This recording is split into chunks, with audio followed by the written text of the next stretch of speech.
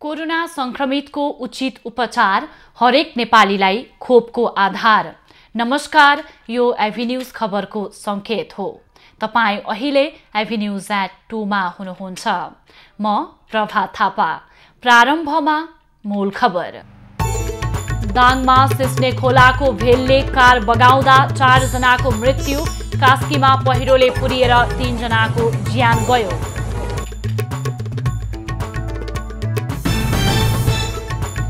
सत्तारूढ गठबन्धनका शीर्ष नेता बीच आज पनि भेटवार्ता। सरकार विस्तार, संसद अधिवेशन आह्वान लगायतका विषयमा छलफल।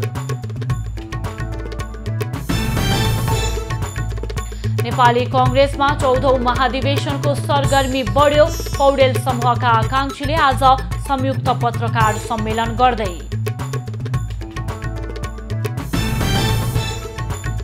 अमेरिकाले दियो तालिबानलाई निर्दयी समूहको संज्ञा। इस्लामिक समूहसँग समन्वय गर्न सक्ने अमेरिकी सेनाको भनाई। र नेपाल र भारत बीच आज मैत्रीपूर्ण फुटबल हुँदै। दशरथ रङ्गशालामा दर्शकहरूले पनि प्रवेश पाउने।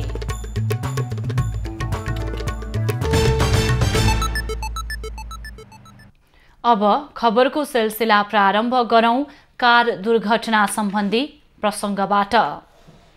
दाङको सिस्ने खोलाले कार बगाउँदा 4 जनाको मृत्यु भएको छ। कार चालक घाइते भएका छन्। गैराती घोराहीको गोगलीबाट घोराही बजारतर्फ आउँदै गरेको प्रदेश 3 01 024 440 नम्बरको गाडी सिस्ने खोलाले गैराती बगाउँदा कारमा रहेका 4 जनाको मृत्यु भएको हो। मृत्यु हुनेमा घोराही 13 बस्ने 40 वर्षीया रितामाया पुन, घोराही 13 बस्ने अन्दाजी 32 वर्षीया सुशीला श्रेष्ठ, घोराही 14 की 31 वर्षीया राधा श्रेष्ठ कुंवर र सोही स्थानका 42 वर्षीया विमला केसी रहेका छन्। दुर्घटनामा घाइते चालक घोराही 13 का 43 वर्षीय नरबहादुर पुनको दाङको घोराहीमा उपचार भइरहेको छ। उनको दायाँ खुट्टा, ढाड र बायाँ हातमा चोट लागेको छ। नेपालगञ्जमा शपिङ गरेर फर्कँदै गर्दा खोलामा आएको भेलले उनीहरूलाई बगाएको हो। दुर्घटनाबारे थप अनुसन्धान भइरहेको दाङ प्रहरीले जनाएको छ।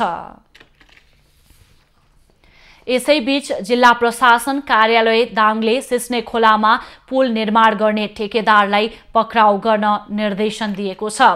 ठेकेदारको लापरवाहीका कारण गैराती सो स्थानमा भएको दुर्घटनामा 4 जनाले ज्यान गुमाएपछि निर्माणमा संलग्नलाई पक्राउ गर्न प्रशासनले प्रहरीलाई निर्देशन दिएको हो। प्रमुख जिल्ला अधिकारी रामबहादुर कुरुम्बाङले पुल निर्माणमा ढिलासुस्ती गरेको भन्दै श्री एडभेन्चर जेवीका प्रतिनिधि यज्ञ केसीलाई पक्राउ गर्न निर्देशन दिएको जानकारी दिए। प्रशासनले साउन 25 गते नै पुल सञ्चालनमा ल्याउने गरी काम गर्न निर्देशन दिए पनि सो अनुसार ठेकेदार कम्पनीले काम गरेको थिएन। यसअघि पनि प्रशासनले ठेकेदार केसीलाई पक्राउ गर्न निर्देशन दिएको थियो, तर प्रहरीले उनलाई पक्राउ गरेको थिएन। कास्कीको पोखरामा पहिरोमा पुरिएर 3 जनाको मृत्यु भएको छ। पोखरा वडा नम्बर 20 भलामका 2 जना र वडा नम्बर 11 भन्ज्याङ नमुना टोलका 1 जनाको पहिरोमा परेर मृत्यु भएको हो। भलामका एक तले घर पहिरोमा पुरिदा 45 वर्षीय कृष्ण श्रेष्ठ र उनकी 35 वर्षीय श्रीमती सुनमाया तामाङको मृत्यु भएको हो। पहिरोमा पुरिएर श्रेष्ठका 3 वर्षीय छोरा बेपत्ता छन्। नमुना टोलमा घर पहिरोले पुरिदा 42 वर्षीय लक्ष्य नेपालीको मृत्यु भएको छ। पहिरोले पुरेर उनकी 14 वर्षीय छोरी सृष्टि नेपाली घाइते भएकी छन्। त्यस्तै पोखरा 11 बसेरीका एकदेव तिमल सिन्हाको घर पुरिदा 3 जना घाइते भएको कास्की प्रहरीले जनाएको छ। घाइतेहरूको स्थानीय अस्पतालमा उपचार भइरहेको छ। सत्तारूढ दलका शीर्ष नेताले सरकार विस्तार लगायतका विषयमा छलफल तीव्र बनाएका छन्। सरकार विस्तारमा ढिलाइ भएको भन्दै आलोचना तीव्र भएपछि नेकपा माओवादी केन्द्रका अध्यक्ष पुष्पकमल दाहालले आज प्रधानमन्त्री शेरबहादुर देउवा र नेकपा समाजवादी एकीकृतका अध्यक्ष माधव नेपालसँग भेटवार्ता गरेका हुन्। प्रधानमन्त्री देउवासँग बालुवाटारमा र अध्यक्ष नेपाललाई सिंहदरबार स्थित माओवादी संसदीय दलको कार्यालयमा दाहालले भेटेका हुन्। दुवै नेतासँगको भेटमा गठबन्धनका दलहरूबीच मन्त्रालयमा भागबण्डा गरेर आगामी 22 गतेसम्म मन्त्री परिषदलाई पूर्णता दिने विषयमा कुराकानी भएको नेताहरूले बताएका छन्। केही दिन यता सरकार विस्तार र संसद अधिवेशन आह्वान लगायतका विषयमा सत्तारूढ दलले छलफल तीव्र बनाएका छन्। एमसीसी विधेयकका विषयमा पनि सत्तारूढ दलहरूबीच छलफल भइरहेको छ। असार 28 गते सर्वोच्चको आदेशपछि 29 गते प्रधानमन्त्री नियुक्त भएका देउवाले 2 महिना पुग्नै लाग्दा पनि मन्त्री परिषदलाई पूर्णता दिन सकेका छैनन्। भदौ 22 गतेसम्म निर्वाचन आयोगले दल रोज्न एमाले र जसपाका प्रदेश सांसद तथा स्थानीय तहका जनप्रतिनिधिहरूलाई समय दिएकाले त्यसअघि मन्त्री परिषद विस्तार नगर्ने सहमति दलहरूबीच भएको छ। त्यसअघि नै भागबण्डा टुङ्ग्याउने तयारीमा नेताहरू रहेका छन्। नेकपा एकीकृत समाजवादीका अध्यक्ष माधव कुमार नेपालले प्रदेश सांसद जनप्रतिनिधि तथा पार्टीका नेता कार्यकर्तालाई 10 बुँदेको भ्रममा नपर्न आग्रह गरेका छन्।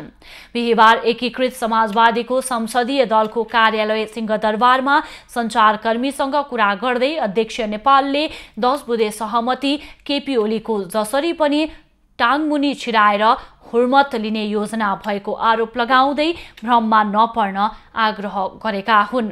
उनले फागुन 28 गते एकतर्फी रूपमा गरिएको बैठक गलत ढङ्गबाट गरिएको भन्ने ओलीमा स्वीकारोक्ति नरहेकाले ओलीमा सुध्रने कुनै लक्षण नरहेको बताए।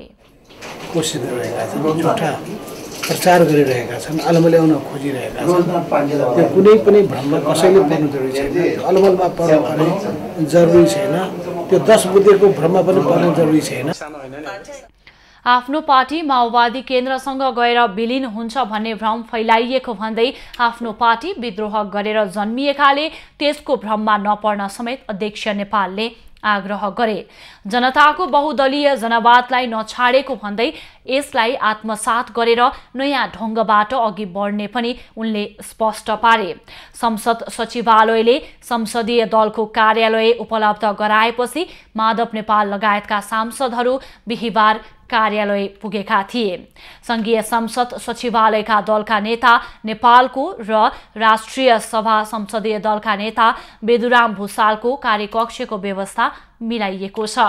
माधव नेपाल नेतृत्वको नेकपा एकीकृत समाजवादीलाई निर्वाचन आयोगले भाद्र 9 गते मान्यता दिएको थियो। नेपाली कांग्रेसका वरिष्ठ नेता रामचन्द्र पौडेल समूहले आज पत्रकार सम्मेलन गर्दैछ। 14औं महाधिवेशनका विषयमा पौडेल समूहबाट सभापतिमा आकांक्षी रहेका 4 जनाले दिउँसो पार्टी कार्यालय सानेपामा संयुक्त पत्रकार सम्मेलन गर्न लागेका हुन्। पौडेल पक्षबाट वरिष्ठ नेता पौडेल, महामन्त्री डाक्टर शशाङ्क कोइराला, शेखर कोइराला र प्रकाश मानसिंह सभापतिको आकांक्षी रहेका छन्। पौडेल समूहबाट पार्टीको 14औं महाधिवेशनमा एकमात्र उम्मेद्वार हुने जानकारी पत्रकार सम्मेलन मार्फत दिन लागेका हुन्। को उम्मेद्वार हुने टुङ्गो भने लागिसकेको छैन। उम्मेद्वारी दिने समयसम्म 1 जना मात्रै हुने दावी पौडेल समूहले गर्दै आएको छ।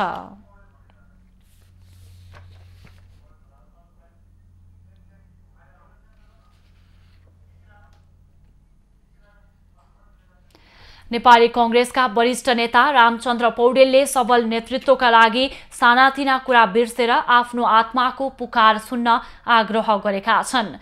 14औं महाधिवेशनको सन्दर्भमा आज भिडियो सन्देश जारी गर्दै उनले कांग्रेस जनताको भरोसा बन्ने दिशामा काम गर्न कार्यकर्तालाई अपील गरेका हुन्। पौडेलले कोरोना संक्रमणको अवधिमा महाधिवेशन हुन लागेको उल्लेख गर्दै नेता तथा कार्यकर्तालाई स्वास्थ्य सावधानी अपनाउन समेत आग्रह गरेका छन्। यत्रो चाहिँ विकट परिस्थिति, वर्षाको अवस्था, यस्तो स्थितिमा हामीले हाम्रो अधिवेशन गर्नु परेको छ र यो घडीमा स्वास्थ्य मापदण्डलाई पनि साथीहरू अहिले चुनावमा हाम्रा चाहिँ अब लामो भिड के अरे लाइनमा बसेर भोट हाल्नु पर्ने स्थिति पनि आउन सक्छ। त्यस्तो बेलामा स्वास्थ्य मापदण्डलाई विशेष ध्यान दिएर आफ्नो स्वास्थ्यको रक्षालाई धेरै विचार गरेर अलि चाहिँ डिस्टेन्स कायम गरेर भोट राख्ने। वरिष्ठ नेता पौडेलले अहिलेको परिवर्तनको रक्षा गर्दै लोकतन्त्रलाई साकार पार्ने दिशामा काम गर्न कार्यकर्तालाई आह्वान समेत गरेका छन्। नेपाली कांग्रेसको 14औं महाधिवेशन अन्तर्गत वडा अधिवेशन शुक्रबारबाट सुरु हुँदैछ।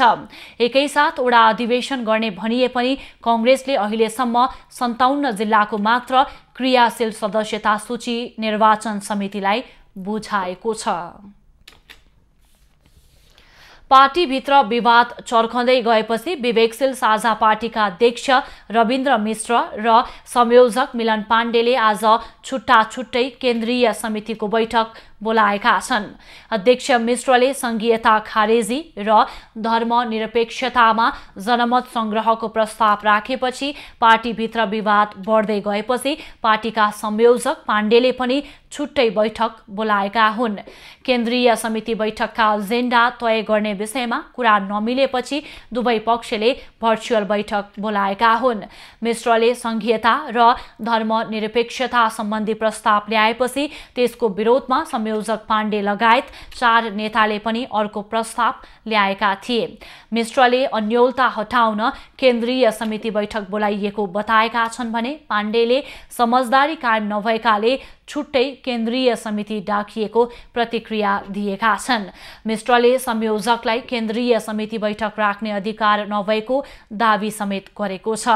एकलौटी आह्वान गरिएको केन्द्रीय समिति स्थगित हुनुपर्ने पाण्डेको माग छ।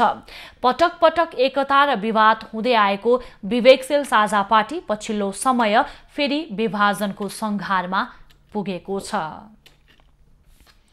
नेपालमा खोप लगाउनेको संख्या 1 करोड नाघेको छ। देशभर पहिलो र पूर्ण मात्रा खोप लगाउनेको संख्या 1 करोड 92,164 जना पुगेको हो।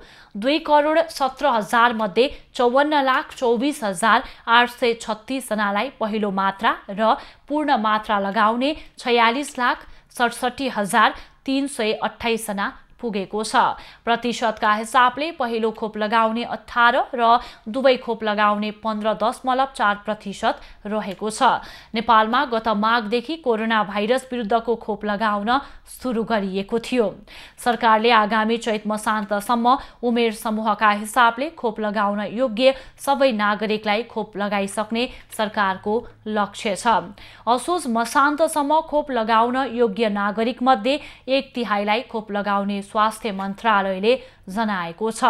नेपालले कुल जनसङ्ख्याको 71.6% अर्थात् 2 करोड 17,56,723 जनसङ्ख्यालाई खोप लगाउने लक्ष्य लिएको छ।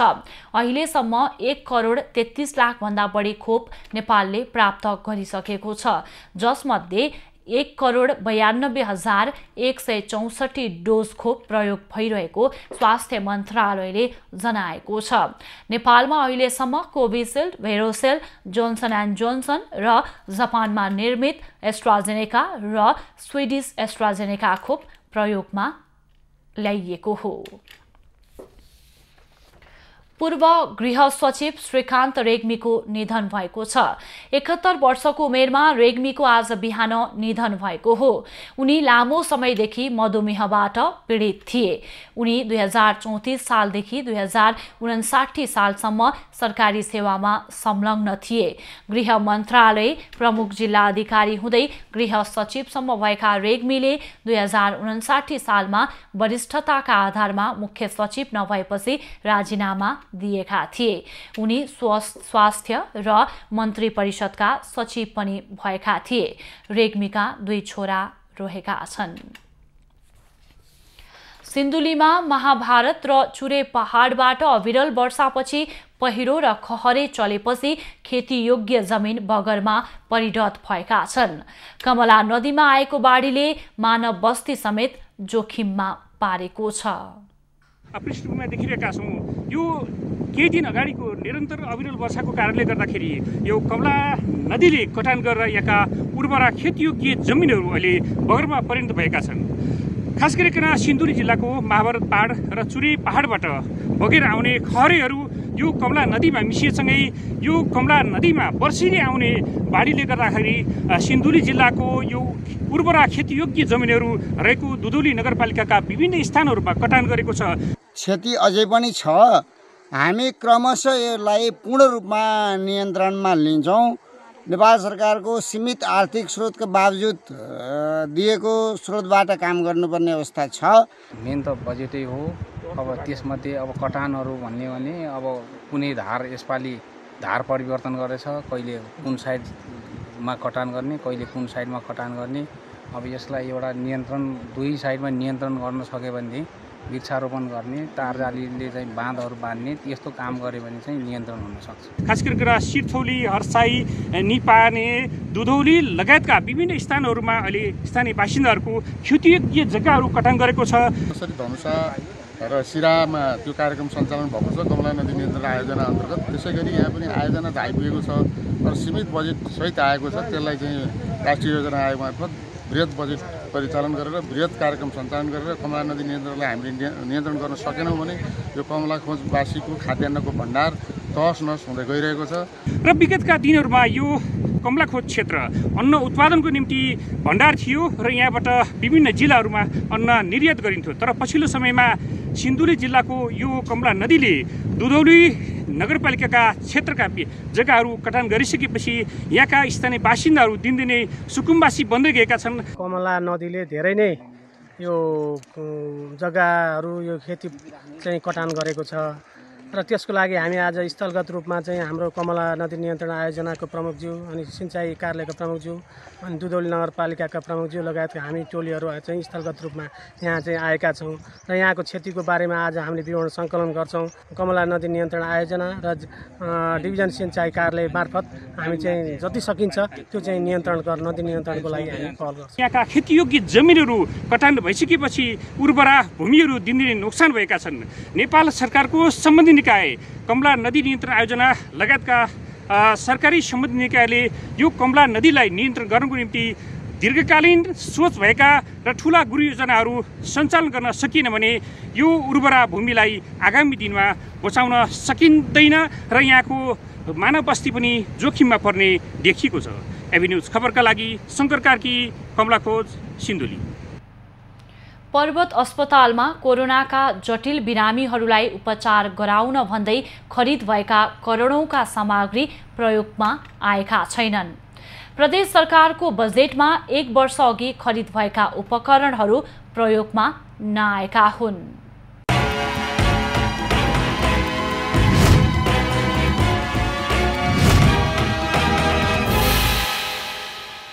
पर्वत अस्पतालमा प्रदेश सरकारको 1 करोड बजेटमा खरिद भएका भेन्टिलेटर सहितका सघन उपचार कक्ष आइसियु उपकरणहरू प्रयोगमा आउन सकेका छैनन्। प्रदेश सरकारले सामान खरिद गर्ने बजेट उपलब्ध गराएको भए पनि आवश्यक जनशक्ति व्यवस्थापन नहुँदा लामो समयसम्म उपकरणहरू त्यसै थन्काएर राख्नु परेको अस्पतालको भनाइ छ।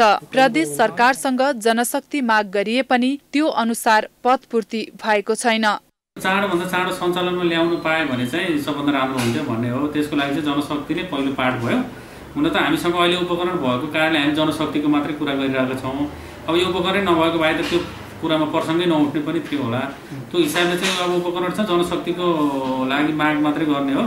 अस्पतालका अनुसार 50 लाख लागतका 2 थान आइसियु भेन्टिलेटरका सामग्री प्रयोगविहीन भएका छन्। खरिद भएर 1 वर्षको वारेन्टी म्याद गुज्रिसक्दा समेत उपकरण प्रयोग गर्न सकिएको छैन।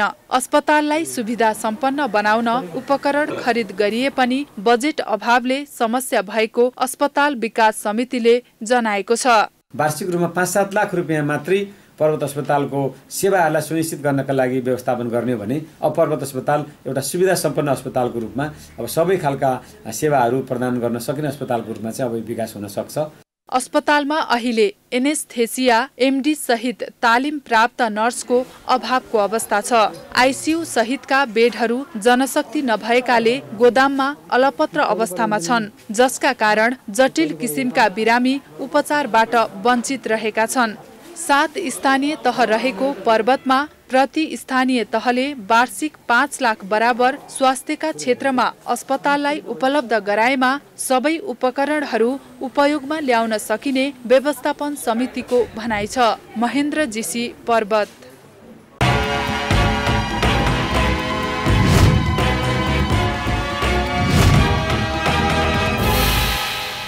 अब बाँकी खबर। कञ्चनपुरको बेलौरी नगरपालिका वडा नम्बर 9 को वडा कार्यालय भवन निर्माणमा स्थानीयले अवरोध गरेका छन्। ठेकेदारले योजना भन्दा बाहिर गएर काम गरेको र गुणस्तरहीन सामग्री प्रयोग गरेको भन्दै स्थानीय युवाले ढलान कार्यमा अवरोध गरेका हुन्। ओपीसी सिमेन्ट प्रयोग गर्नुपर्ने ठाउँमा पीपीसी सिमेन्ट प्रयोग गरेको र मापदण्ड पालना नगरेको स्थानीयको आरोप छ। यहाँ गुणस्तरहीन मेटेरियलहरू प्रयोग गरिएको छ। अधिकांश रूपमा ओपीसी सिमेन्ट हुने ठाउँमा पीपीसी सिमेन्ट प्रयोग गरिएको हामीले प्रत्यक्ष रूपमा भेटाएका छौँ र पटक पटक यसलाई सुधार गरेर यो निर्माण कार्यलाई अगाडि बढाउनुस् भन्दा पनि उल्टा हामीहरूलाई धम्कीपूर्ण भाषा प्रयोग गरी सो काम अगाडि बढ्ने उहाँहरूको चेतावनी जस्तै हामीलाई दिए। मापदण्ड विपरीत निर्माण कार्य भइरहेको भन्ने युवाहरूको आरोपपछि तत्काललाई निर्माण कार्य स्थगित भएको छ। स्थानीयको विरोधपछि सहमतिपछि मात्रै कार्य अगाडि बढाउन वडा अध्यक्ष शमशेर सिंह पेलाले समेत निर्देशन दिएका छन्। निर्माण कम्पनीले भने श्रमिकहरूले भुलवश ओपीसी सिमेन्ट नै पीपीसी सिमेन्ट समेत मिसाएको देखिएको भन्दै त्यसलाई सच्याएर अघि बढ्ने प्रतिबद्धता जनाएको छ। गुणस्तरहीन सामग्री प्रयोग भएको आरोप भने सत्य नभएको निर्माण कम्पनीले जनाएको छ। भोजपुरमा भूकम्पबाट क्षति भएका 84.95% घरको पुनर्निर्माण सकिएको छ। पहिलो किस्ता लिएका 6194 मध्ये हालसम्म 5262 घरको पुनर्निर्माण पूरा भएको हो। पहिचान भएको लाभग्राही मध्ये हालसम्म 6194 पीडितले पहिलो किस्ता र 5493 जनाले दोस्रो किस्ता लिएको जिल्ला आयोजना कार्यान्वयन इकाइ भोजपुरले जनाएको छ। पछिल्लो समय कार्यालयले स्थानीय तह स्तरीय कार्यक्रम सञ्चालन गर्दै वडा स्तरमा रहेका समस्याको विषयमा स्थानीय तहका प्रमुख, उपप्रमुख तथा वडा अध्यक्षहरूसँग पुनर्निर्माण सम्बन्धी गोष्ठी सञ्चालन गर्न थालेसँगै कामले तीव्रता पाएको कार्यालयको भनाइ छ। सरकार परिवर्तन भएसँगै काममा भने केही अन्योलता देखिएको कार्यालयको भनाइ छ। अघिल्लो सरकारले यही कार्तिक मसान्तसम्म पूर्ण रूपमा निर्माण सम्पन्न गर्ने परिपत्र गरेको भए पनि पछिल्लो समय कुनै पनि परिपत्र नआएको कार्यालयले जनाएको छ। पछिल्लो समय सभामुख अग्निप्रसाद सापकोटाको भूमिकालाई लिएर प्रमुख प्रतिपक्ष दल नेकपा एमाले निकै आक्रामक भएको छ। आफू अनुकूल हुँदा जे पनि सही भन्ने र अनुकूल नभए पदीय मर्यादा नै बिर्सिएर गाली गलौजमा उत्रने हाम्रो राजनीतिक परम्परा नै बनिसकेको छ, जसको ज्वलन्त उदाहरण बनेका छन् सभामुख अग्नि सापकोटा। राजमार्गबाट सभामुख हिँड्न मान्दैन, बाटाबाट हिँड्न मान्दैन, कान्ला कान्ला बिरबिर खोज्छ। यति बेला नेकपा एमाले सभामुख अग्नि सापकोटाको भूमिकालाई लिएर निकै आक्रामक भएको छ। आफ्ना 14 सांसदलाई निष्कासन गरेको कारबाही सभामुखले सूचना टाँस नगरिदिँदा आक्रामक बनेको एमालेका अध्यक्ष केपी ओली सार्वजनिक रूपमै गाली गलौजमा उत्रिएका छन्।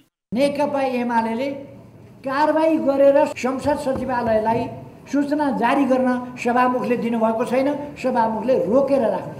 नेपालको संविधानले सभामुखको पद स्वतन्त्र रहने उल्लेख गरेको छ, जुन कुनै राजनीतिक दलको कार्यकर्ता भन्दा माथि हुन्छ। तर सभामुख सापकोटाको भूमिका माथि भने अहिले प्रश्न उठिरहेको छ। उनले सबै दललाई समान व्यवहार गर्न सकेनन्। राजनीतिक दलको कार्यकर्ता जस्तो भए उनको व्यवहारले संसदको गरिमा समेत घटाएको टिप्पणी गर्नेहरू समेत छन्। राजनीतिक पार्टीको कार्यकर्ता नै हुँ अझै म भनेर सभामुखहरूले जुन काम गरिराख्नु भएको छ त्यो दुर्भाग्यपूर्ण हो। यसले चाहिँ हाम्रो देशको संसदीय परम्परालाई पछिसम्म धिक्कार गर्ने, पछिसम्म मान्छेहरूले चाहिँ त्यसलाई हेय गर्ने, अब यस्ता पनि सभामुख भएछन् यो देशमा भनेर भन्ने खालको क्रियाकलाप उहाँबाट भएको छ। तत्कालीन प्रधानमन्त्री ओलीको इच्छा विपरीत सभामुख बनेका सापकोटा पद सम्हालेदेखि नै ओलीको तगारो बनेका थिए। प्रधानमन्त्री ओलीसँग उनको द्वन्द्व निकै बढेको थियो। एमसीसीको विषय होस् वा संवैधानिक नियुक्तिका विषय, यसमा सभामुखले खेलेको भूमिकाप्रति ओलीको पदीय मर्यादा समेत ख्याल नगरी प्रहार गरिरहे, जसले कतिपय कानुनविदहरू संसदीय व्यवस्था माथिकै अपमान भन्दछन्। त सभामुखको कार्यकक्षमै गएर सभामुखलाई एउटा एक किसिमको हुलहुज्जत गर्ने कार्य गर्नुभयो। उहाँहरूको चाहिँ जुन अभिव्यक्ति छ त्यो अत्यन्त अमर्यादित छ, अशिष्ट खालको चाहिँ अभिव्यक्तिहरू आएको छ सभामुखको विरुद्धमा। यस्तो कुरा चाहिँ एउटा संसदीय प्रणाली भएको मुलुकमा त्यस्तो कुरालाई एउटा स्वस्थ परम्परा मान्न सकिन्छ। सम्मानित पदमा बसेका व्यक्ति विवादमा आउनु राम्रो हुँदै होइन। निष्पक्ष भूमिका निभाएर सबैलाई मिलाउन सक्नुमा नै यसको गरिमा बढ्छ। तर नेपालमा प्रतिष्ठित पदमा बसेका व्यक्तिहरू पटक पटक विवादमा आउने र आफू अनुकूल व्यवहार देखाउनुले जनमानसमा भने विश्वास गुम्दै गएको छ। क्यामेरामा सुरेश रजकका साथमा शीतल रिजाल, काठमाडौँ। कृषि उपज भण्डारण गर्ने उद्देश्यले भारत सरकारको सहयोग र तानसेन नगरपालिकाको व्यवस्थापनमा निर्माण हुन लागेको कोल्ड स्टोर वर्षौंदेखि अलपत्र परेको छ। कोल्ड स्टोर निर्माण अलपत्र परेपछि त्यस क्षेत्रका कृषकहरू आफ्नो उत्पादन भण्डारण गर्नबाट वञ्चित भएका छन्। भारतीय राजदूतावासको आर्थिक सहयोग र तानसेन नगरपालिकाको व्यवस्थापनमा तानसेनको बागखोरमा निर्माण गर्न लागिएको कोल्ड स्टोर अलपत्र परेको छ। 18 महिनामा निर्माण सम्पन्न गर्ने गरी 2069 फागुन 23 गते बहादुर सिंह लामाको हिमडुङ ठोकर र रामप्रसाद भट्टको जय रक्तकाली जेबीले ठेक्का पाएका थिए। तर 9 वर्ष बितिसक्दा पनि कोल्ड स्टोर निर्माण हुन सकेको छैन। निर्माण कम्पनीलाई काम सुचारू गर्न ताकेता गरिए पनि अटेर गर्दै आएको स्थानीयले बताएका छन्। आफूले चाहिएको बेलामा तुन त जान ल्याउन गाह्रो छ। बिजनहरू अनि आफूसँग उत्पादित वस्तुहरूलाई संरक्षण गर्ने ठाउँ छैन। त्यसले गर्दा यो मर्का परेको चाहिँ कि यसलाई छिटै बनाउने नै भयो, यसलाई जस्ताको तस्तै बनाइदियो हुन्थ्यो। नगरपालिकाले प्राविधिक रेखदेख नगर्दा काम हुन नसकेको स्थानीयको आरोप छ। 4,49,09,000 रुपियाँमा निर्माण सम्पन्न गर्नुपर्ने 2,000 टन क्षमताको कोल्ड स्टोरको काम अहिलेसम्म 27% मात्रै भएको छ। तर नगरपालिकाले झन्डै आधा रकम अर्थात् 2,16,00,000 रुपियाँ भुक्तानी दिइसकेको छ। नगरपालिकाले भने समयमै निर्माण सम्पन्न नगरेकाले दुवै कम्पनीलाई कारबाहीको दायरामा ल्याउन कागजी प्रक्रिया सुरु भएको बताएको छ। ठेकदारलाई पनि हामी हटाउन सकिरहेका छैनौँ र यो ठेकदार आएर बनाइरहेको पनि छैन। एउटा नबन्दै जीर्ण अवस्थामा रहेर यसले तानसेन नगरपालिकालाई गिज्याइरहेको जस्तो अवस्था सिर्जना भएको छ। यसप्रति हामी चिन्तित छौँ। कृषकहरूको सुविधाको लागि बनाउन लागिएको कोल्ड स्टोरको निर्माण सम्पन्न नहुँदा किसानहरू मर्कामा परेका छन्। उत्पादित कृषि उपज भण्डारण गर्न नपाउँदा किसानहरू लाखौँको नोक्सानी बेहोर्न बाध्य छन्। अनिल लिगल, पाल्पा।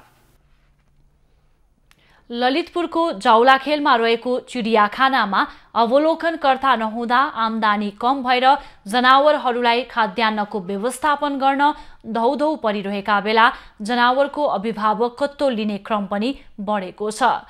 जनावरको अभिभावक भनेर उनीहरूको खाद्यान्नको जिम्मा लिन थालेपछि चिडियाखानालाई सहज भएको छ।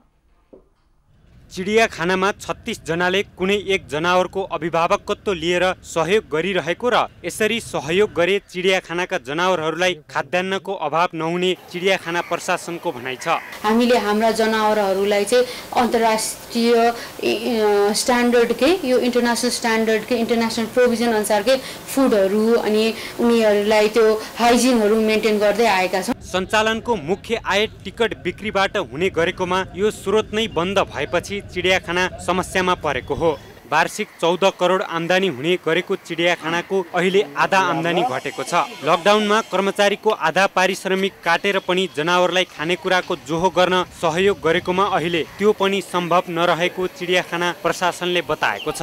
साउन 1 गतेदेखि सर्वसाधारणका लागि सञ्चालन गरे पनि चिडियाखाना भित्र पूर्ण रूपमा स्वास्थ्यका मापदण्डहरू पालना गराइएको छ। मानिसदेखि जनावर र जनावरबाट मानिसमा सर्ने रोगहरूलाई रोक्नका लागि अन्तर्राष्ट्रिय स्तरका चिडियाघरहरूमा लागू गरिएका नियमहरू पालना गरेर मात्र चिडियाघरमा सर्वसाधारणहरूलाई प्रवेश गराउने व्यवस्था गरिएको छ। नेपाल गभर्नमेन्टको साथै WHO को स्ट्यान्डर्ड अनुसारको नर्म्सहरू चाहिँ जूमा पनि पालना गरेका छौँ।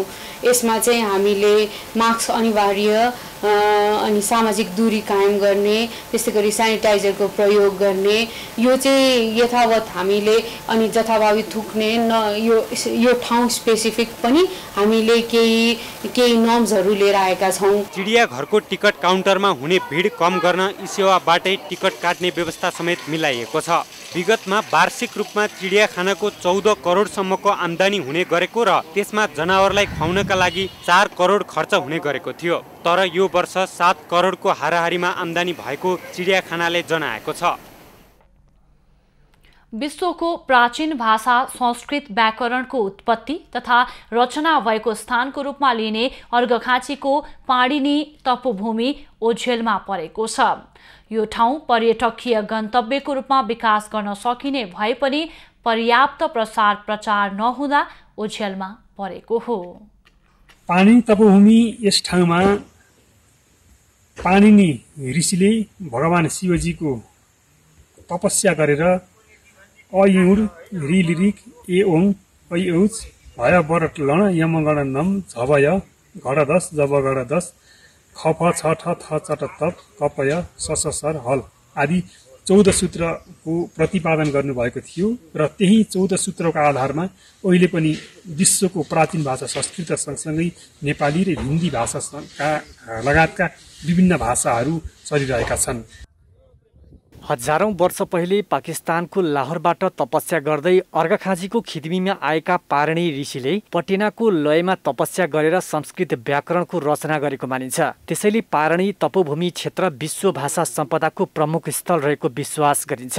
तर अहिले यो क्षेत्र प्रचार प्रसारको अभावमा ओझेलमा परेको छ। यही 14 सूत्र अन्तर्गत विभिन्न भाषाहरूको विकास परिमार्जन हुँदै आयो। ती भाषामध्येको हाम्रो प्रिय भाषा विश्व प्रेमको एउटा गरिमामय बोकेको भाषा वाङ्मय मूर्ति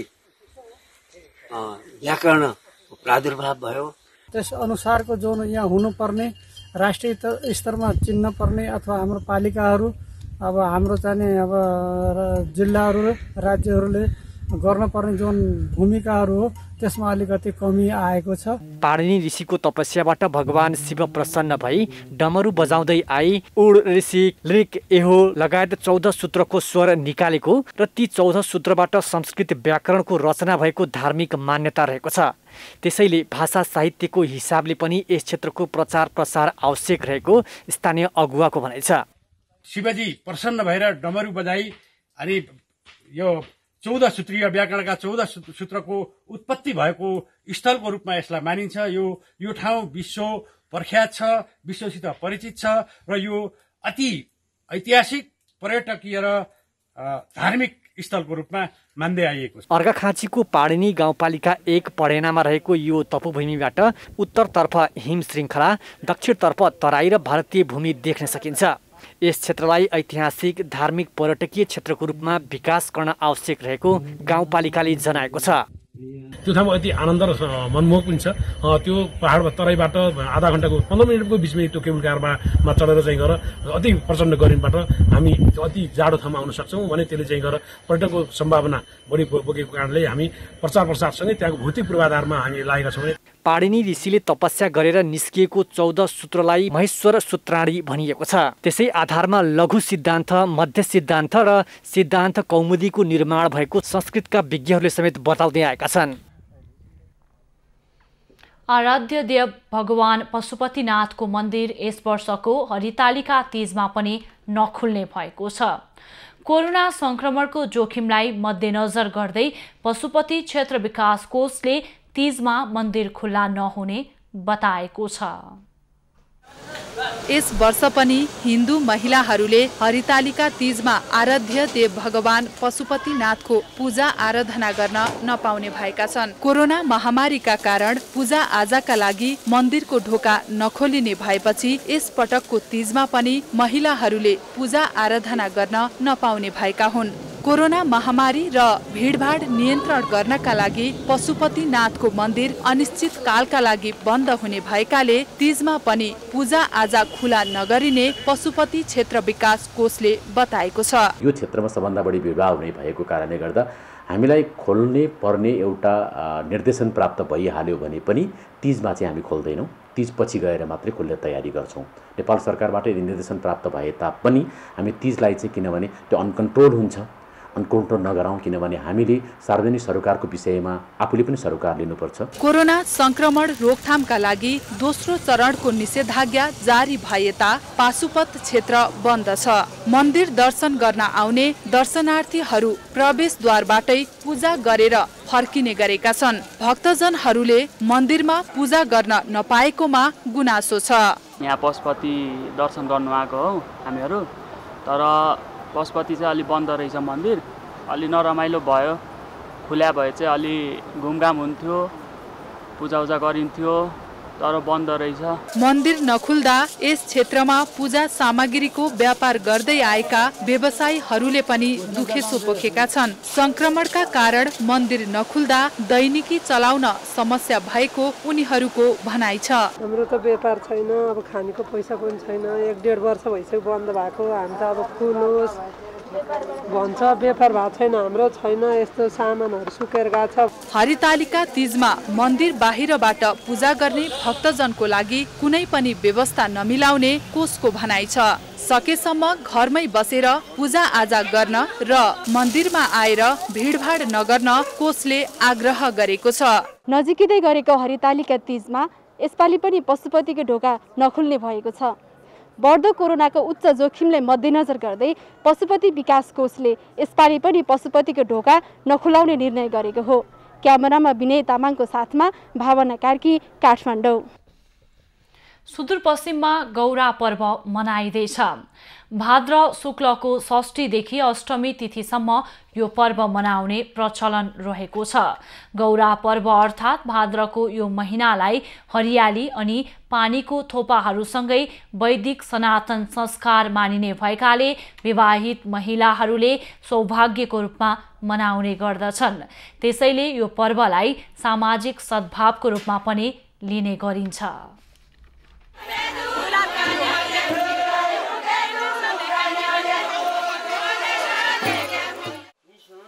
पञ्चमीको दिन गहत, गुराँस, मास, गहुँ, केराउ गरी 5 अन्नहरू मिश्रित पञ्चबिरुडी भिजाएर आरम्भ भएको गौरा पर्व अष्टमीको दिनबाट औपचारिक रूपमा सुरुवात भएको छ। विभिन्न सांस्कृतिक झाँकीहरू सहित सुदूरपश्चिमका गाउँहरूमा अबको केही दिन गौरा पर्व मनाइन्छ। युवा तन्नेरीदेखि महिला बुढापाकासम्मलाई सुदूरपश्चिममा गौरा पर्वले छोएको छ।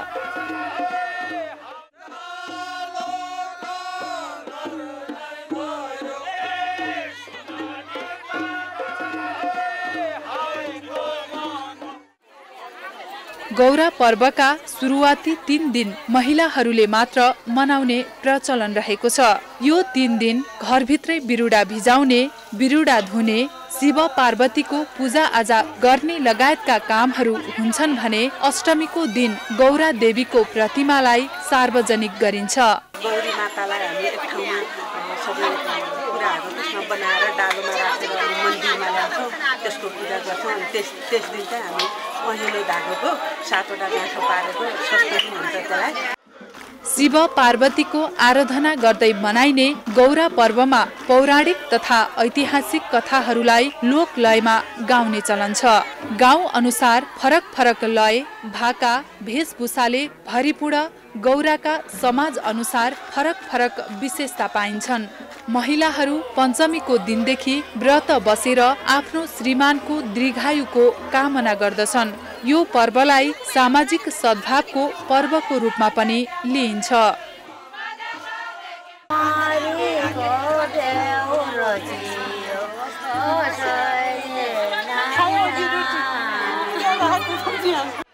सुदूर पश्चिममा मात्र नभएर भारतको उत्तराखण्डमा पनि गौरा पर्व मनाइन्छ।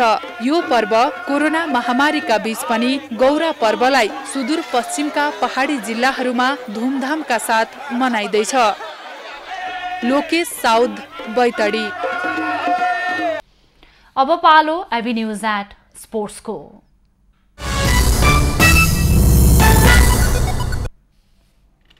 नेपाली राष्ट्रिय फुटबल टिमले आज भारतसँग पहिलो मैत्रीपूर्ण फुटबलमा प्रतिस्पर्धा गर्दैछ। त्रिपुरेश्वर स्थित दशरथ रङ्गशालामा दुई चिर परिचित प्रतिस्पर्धी बीच अपराह्न 5:30 बजे खेल सुरु हुनेछ। बलियो टिम भारत विरुद्ध मैदान उत्रँदा नेपाल जित निकाल्ने लक्ष्यमा रहेको छ। पछिल्लो पटक भारतसँग 2017मा भएको मैत्रीपूर्ण खेलमा नेपाल 2-0 ले पराजित भएको थियो। नेपालसँगको 19 खेलमा 13मा भारतले जित निकालेको छ। 2मा नेपालले जितेको छ भने 4 खेल बराबरीमा टुङ्गिएका छन्। फिफा वरियतामा भारत 105 र नेपाल 168औं स्थानमा रहेका छन्। मालदिप्समा हुने साफ च्याम्पियनसिपको तयारीका लागि नेपाल र भारतले मैत्रीपूर्ण खेलमा प्रतिस्पर्धा गर्न लागेका हुन्। दोस्रो खेल आइतबार हुनेछ। साफ च्याम्पियनसिप असोज 15 देखि 30 गतेसम्म आयोजना हुने तालिका रहेको छ। अन्तर्राष्ट्रिय क्रिकेट परिषद आईसीसी को T20 वरियतामा नेपाल 1 स्थान तल झरेको छ।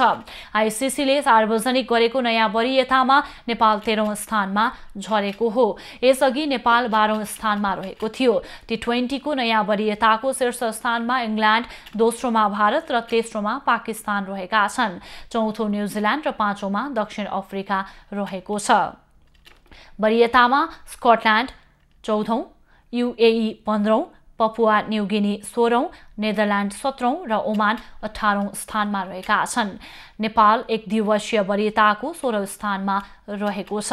नेपालको T20I मा उत्कृष्ट वरियता 11औं स्थानमा छ।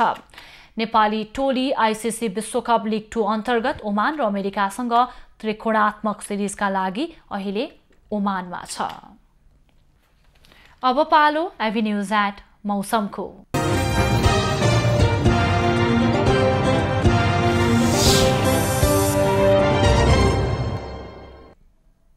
यति बेला देशभर सामान्य बदली रही प्रदेश 1 का धेरै तथा प्रदेश 2 र बागमती प्रदेशका थोरै स्थानमा वर्षा भइरहेको छ।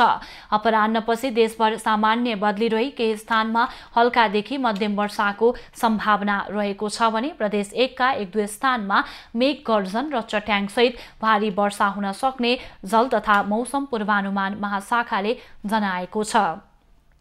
काठमाडौँ उपत्यकाको आजको अधिकतम तापक्रम 30 डिग्री सेल्सियस र न्यूनतम तापक्रम 20 डिग्री सेल्सियस बीच रहने अनुमान गरिएको छ। आज सूर्योदय बिहान 5:43 भयो भने सूर्यास्त साँझ 6:24 हुनेछ। आज देशभरको मौसम कस्तो रहला त? हेरौं देशका विभिन्न स्थानको अनुमानित मौसमी अवस्था।